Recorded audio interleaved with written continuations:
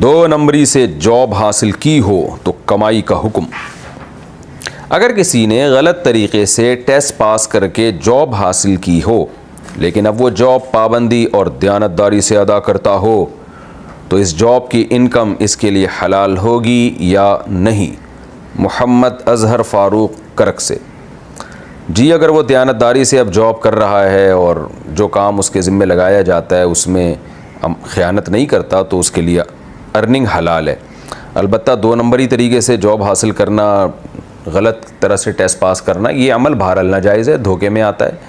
लेकिन इससे जो जॉब मिलेगी, जॉब इस पे नहीं, जॉब में जो आपको तनख्वाह मिलती है वो टेस्ट पास करने की नहीं मिलती, बल्कि तनख्वाह मिलती है आपको जो काम आपके ज़िम्मे लगाया है वो काम आप कर रहे हैं तो उसकी तनख्वाह मिलती है। तो काम अगर आप दयानतदारी से कर रहे हैं, उसके सही तरीके से करके दे रहे हैं उनको काम, तो वो तनख्वाह आपके लिए बहरहाल हराम नहीं है।